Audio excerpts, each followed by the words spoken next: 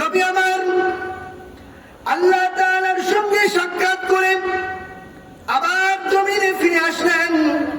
আস্তে আস্তে ফজরের সময় হয়ে গেল। ফজরের নামাজের পরে নবী আমার বাইতুল্লাহর সঙ্গে হেলান দিয়ে বসে আছেন। এমন সময় আবু জাহাল আসলো। চিনেন না আবু জাহাল? কোন আবু জাহাল? যে নবীকে মক্কায় সবচেয়ে বেশি কষ্ট দিয়েছে। আবু জাহাল আসলাম উত্তক্ত করার জন্য, ডিস্টার্ব করার জন্য। নবী আমার যেখানে ইসলামের দাওয়াত দিয়ে যেত, ওই আবু জাহাল পিছনে পিছনে যাইত, গিয়ে বলতো এই লোকটা পাগল, তোমরা এর কথা শুনবা না। এভাবে মানুষের মাঝে বিভ্রান্তি ছড়াইতো, ফাসাদ ছড়াইতো। নবী আমার সেদিন বসে আছেন। এবার আবু জাহাল আসলো, এসে বলে মুহাম্মদ বলেন সাল্লাল্লাহু আলাইহি ওয়াসাল্লাম। আবু জাহাল বলতেছে ভাতিজা, আজকে কোন সংবাদ আছে কিনা? নবী আমার বলেন হ্যাঁ চাচা, আজকে এক বিস্ময়কর সংবাদ আছে। আবু জাহাল বলে ভাতিজা কি, তাড়াতাড়ি বলো। নবী আমার বলেন ও আমার চাচা, আজকে রাতের শেষাংশে আল্লাহ তাআলা আমাকে মসজিদুল হারাম থেকে, বাইতুল্লাহ থেকে মসজিদুল আকসা পর্যন্ত নিয়ে গেছেন। শুধু তাই নয়, সেখান থেকে 7 আসমান পাড়ি দিয়ে সিদরাতুল মুনতাহা অতঃপর স্বয়ং আল্লাহর সঙ্গে সাক্ষাৎ করিয়েছেন। বলেন আল্লাহু আকবার। আল্লাহর সঙ্গে সাক্ষাৎ করালেন। অতঃপর আমি আবার জমিনে ফিরে আসলাম। এসে দেখলাম ফজরের সময় হয়ে গেছে। আমি নামাজ পড়ে বসে রইলাম। আবু জাহাল এবার হাতে তালি দেয় আর বলে ভাতিজা, এতদিন আমি তোমাকে পাগল বলেছি, কোনো প্রমাণ পাই নাই, কিন্তু ভাতিজা আজকে পাগল বলার প্রমাণ পেয়ে গেছি। বলেন নাউযুবিল্লাহ। সম্মানিত হাজিরিন, আমি আপনাদের সম্মুখে পবিত্র কুরআনুল কারীমের সূরাতুল হুজুরাতের 15 নম্বর আয়াতটি তেলাওয়াত করেছিলাম। এই আয়াতে আল্লাহ তাআলা বলেন, ইন্নামাল মুমিনুনা আল্লাযীনা আমানু বিল্লাহি ওয়া রাসূলিহি সুম্মা লাম ইয়ারতাবু ওয়া জাহাদু বিআমওয়ালিহিম ওয়া আনফুসিহিম ফি সাবিলিল্লাহ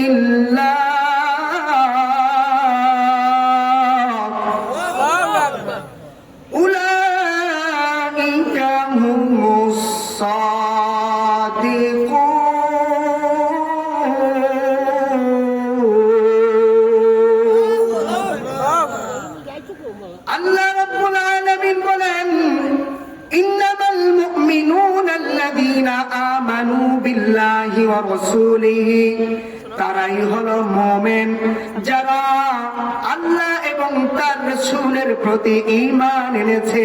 সুম্মা লাম ইয়ারতাবু, এমন ভাবে ঈমান এনেছে যে কোনোভাবেই সে সন্দেহ পোষণ করে না। কি করে না? কোনোভাবেই সন্দেহ পোষণ করে না। এরপরে আল্লাহ বলেন, ওয়াজাহাদু বিআমওয়ালিহিম ওয়া আনফুসিহিম ফি সাবিলিল্লাহ, এবং তারাই যারা আল্লাহ তাআলার পথে জান এবং মাল দ্বারা সংগ্রাম করে, উলাইকা হুমুস সাদিকুন, তারাই হলো সত্যবাদী। তারাই কি? সত্যবাদী। আসেন এই আয়াতের প্রথম অংশ নিয়ে আলোচনা করি। আল্লাহ তাআলা বলেন, ইন্নামাল মুমিনুনা আল্লাযীনা আমানু বিল্লাহি ওয়া রাসূলিহি, আল্লাহ বলেন তারাই হলো ঈমানদার, তারাই হলো মুমিন যারা আল্লাহ এবং তার রাসূলের প্রতি ঈমান এনেছে। কার প্রতি? আল্লাহ এবং তার রাসূলের প্রতি ঈমান এনেছে, বিশ্বাস স্থাপন করেছে, তারাই কি? মুমিন। সুম্মা লাম ইয়ারতাবু, এমন ভাবে ঈমান এনেছে যে তারা একটু সন্দেহ পোষণ করে না। অনেক ব্যক্তি এমন আছে, তাকে কোনো কথা বললে সে সেটা সাময়িকভাবে বিশ্বাস করে, মুখ থেকে স্বীকার করে, কিন্তু অন্তরে অন্তরে সেটাকে পরিপূর্ণরূপে ইয়াকিন করে না, বিশ্বাস করে না। আল্লাহ বলতেছেন, না না, এমন হলে ঈমানদার হওয়া যাবে না। সুম্মা লাম ইয়ারতাবু, কোনোভাবে সন্দেহ পোষণ করা যাবে না। কি করা যাবে না? সন্দেহ পোষণ করা যাবে না। সন্দেহ পোষণ করলে আর পরিপূর্ণ ঈমানদার হওয়া যাবে না। মুহতারাম হাজিরিন, পরিপূর্ণ ঈমানদার হতে হলে আমাদেরকে দেখতে হবে আল্লাহর নবীর সাহাবীরা কেমন ঈমান এনেছেন, তারা আল্লাহকে এবং আল্লাহর রাসূলকে কিভাবে বিশ্বাস করেছেন। সিদ্দিক আকবর হযরত আবু বকর রাদিয়াল্লাহু তাআলা আনহুর একটা ঘটনা। হযরত আবু বকর রাদিয়াল্লাহু তাআলা আনহুর কাছে কাফেররা এসে যদি মুহাম্মদুর রাসূলুল্লাহ সাল্লাল্লাহু আলাইহি ওয়াসাল্লামের ব্যাপারে কোনো কথা বলতেন, তিনি বলতেন, যদি আমার নবী এটা বাস্তবিক পক্ষে বলে থাকে তবে আমি বিশ্বাস স্থাপন করি। বলেন না সুবহানাল্লাহ। আমাদের নবীর মেরাজ হয়েছিল, আপনারা জানেন সবাই। নবীজির কি হয়েছিল? মেরাজ হয়েছিল। ওই আলোচনায় গেলে তো আসলে সময় হবে না, তবে আমি একটু ইঙ্গিত দিয়ে যাই। আল্লাহ তাআলা পবিত্র কোরআনে সূরা বানী ইসরাঈলের প্রথমে বলেন, সুবহানাল্লাযী আসরা বিআবদিহি লাইলাম মিনাল মাসজিদিল হারাম ইলাল মাসজিদিল আকসা। এই আয়াতে আল্লাহ তাআলা বলেন, পূর্ণ ঘটনা আমি বলবো না, আমি একটু ইঙ্গিত দিয়ে যাব। আল্লাহ বলেন যে বিআবদিহি, আমার বান্দা মুহাম্মদুর রাসূলুল্লাহ সাল্লাল্লাহু আলাইহি ওয়াসাল্লামকে আমি বাইতুল্লাহ থেকে মসজিদুল হারাম, বাইতুল্লাহ থেকে মসজিদুল আকসা পর্যন্ত ভ্রমণ করিয়েছি। বলেন সুবহানাল্লাহ। কতটুকু সময়ের মধ্যে? আল্লাহ বলেন লাইলান। কি লাইলান মানে হলো রাতের একটা অংশ। লাইলান মানে কি? রাতের একটা অংশ। তো আল্লাহ বলেন আমি আমার হাবিব মুহাম্মদুর রাসূলুল্লাহ সাল্লাল্লাহু আলাইহি ওয়াসাল্লামকে রাতের একটা অংশে মসজিদুল হারাম বাইতুল্লাহ থেকে মসজিদুল আকসা পর্যন্ত ভ্রমণ করিয়েছি, রাতের শুধুমাত্র একটা অংশ। এখানেই শেষ নয়। নবী আমার বাইতুল্লাহ থেকে ফেরেশতা জিবরাইলের সাহায্যে বুরাক নামক বাহনের মাধ্যমে আল্লাহর নবী মসজিদুল আকসায় পৌঁছালেন। পৌঁছে আল্লাহর নবী, বিশ্ব নবী মুহাম্মদুর রাসূলুল্লাহ, সমগ্র জাহানের নবী, শুধু তাই না, নবীদেরও নবী। তিনি হলেন সাইয়্যিদুল মুরসালিন, নবীদেরও নবী। তিনি ওই মসজিদুল আকসায় গিয়ে নবীদের সামনে ইমামতি করলেন। ইমামতি করার পরে আল্লাহ তাআলার নির্দেশে 7 আসমান পাড়ি দিলেন।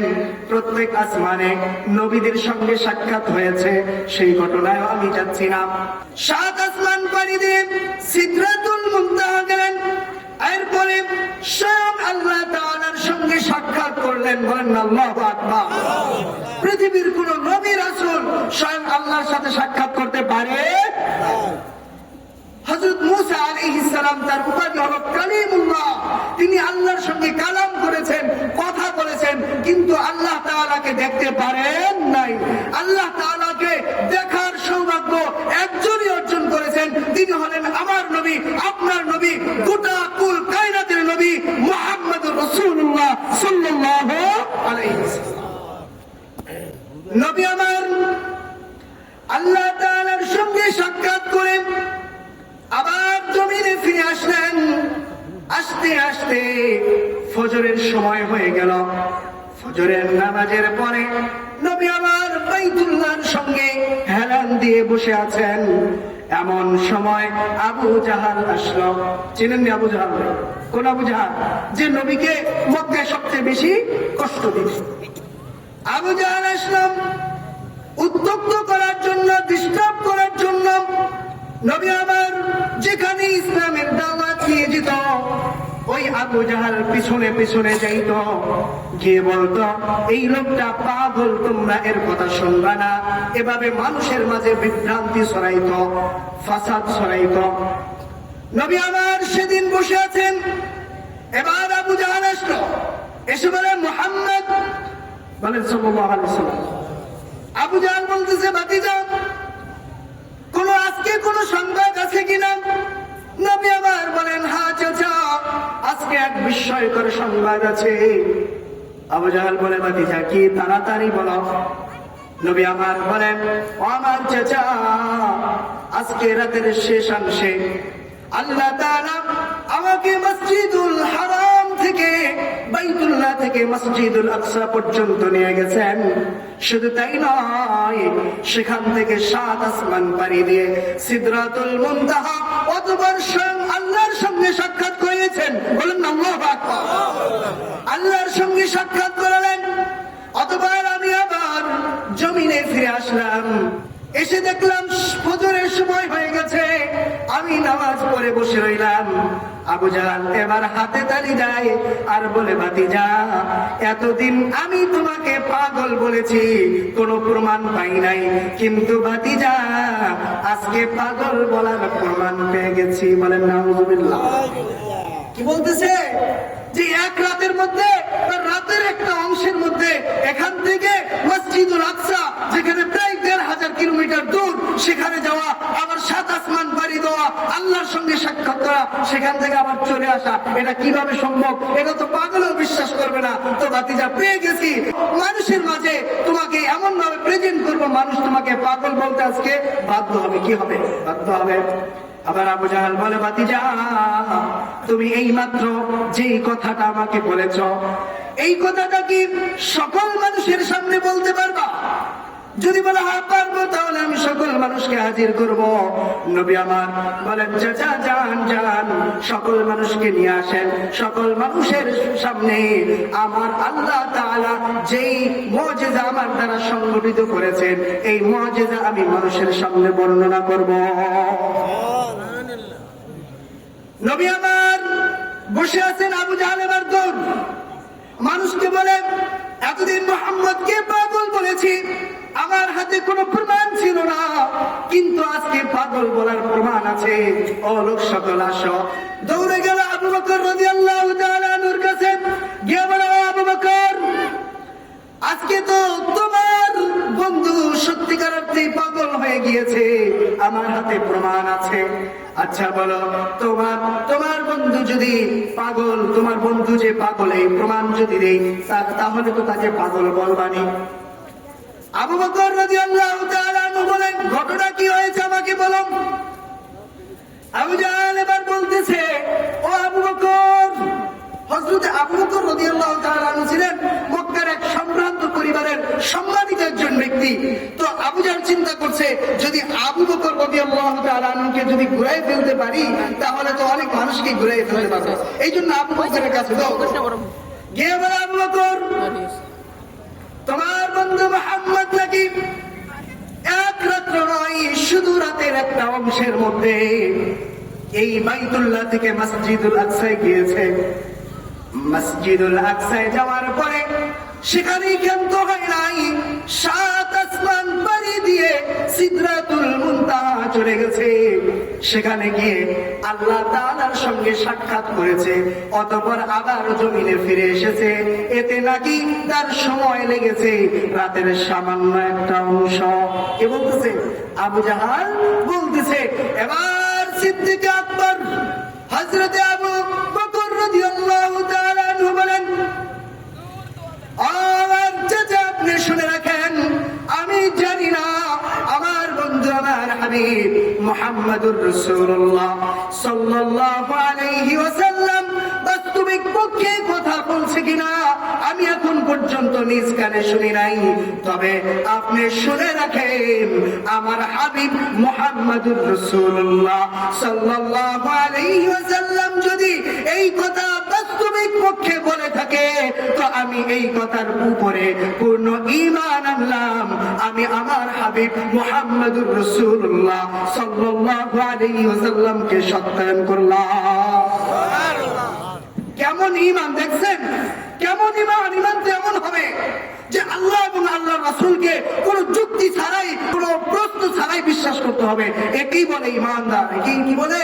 ঈমানদার। এটাই তো আল্লাহ বলেন, ইন্নামাল মুমিনুনা আল্লাযীনা আমানু বিল্লাহি ওয়া রাসূলিহি সুম্মা লাম ইয়ারতাবু। তারাই হলো মুমিন যারা আল্লাহ তাআলার প্রতি বিশ্বাস স্থাপন করে, রাসূল মুহাম্মদুর রাসূলুল্লাহ সাল্লাল্লাহু আলাইহি ওয়াসাল্লামের উপরে বিশ্বাস স্থাপন করে, সুম্মা লাম ইয়ারতাবু, অতঃপর কোনো সন্দেহ পোষণ করে না। আবু বকর কোনো সন্দেহ পোষণ করছে? নির্দ্বিধায় বলে ফেলছে যে আমার হাবিব মুহাম্মদুর রাসূলুল্লাহ যদি এই কথা বলে থাকে তবে তিনি সত্য কথাই বলেছেন। বলেন না আল্লাহু আকবার। আবু জাহাল এবার আরো হতভম্ব হয়ে গেছে। ভাবছিলাম যে আবু বকরকে যদি কোনোভাবে ফিরানো যায় তবে তো অনেক বড় একটা কাজ করে ফেলতে পারবো। এখন দেখছি আবু বকর কোনোভাবেই ফিরতেছে না। মুহতারাম হাজিরিন, যেই কথা বুঝাইতেছিলাম যে ঈমান আনতে হবে, আল্লাহ এবং আল্লাহর রাসূলের প্রতি বিশ্বাস স্থাপন করতে হবে এমন ভাবে যে কোনো সন্দেহ পোষণ করা যাবে না। কিন্তু বর্তমানে দেখা যায় আমাদের ঈমান এতই কমজোর, দুর্বল যে আমাদেরকে কেউ একটা ঝাড়ি দিল আমরা কই কি বাবা আমরা সেদিকে যাচ্ছি না। যদি বলে ওই মসজিদে যাবি না, সে বলে ঠিক আছে যাবো না। এমন ঈমানদার হলে চলবে না। ঈমান মুসলমানের অন্তরে ঈমান রাখতে হবে এমন ভাবে যে আমার জীবন বিসর্জন দিব তবু আমি ঈমান ছাড়বো না।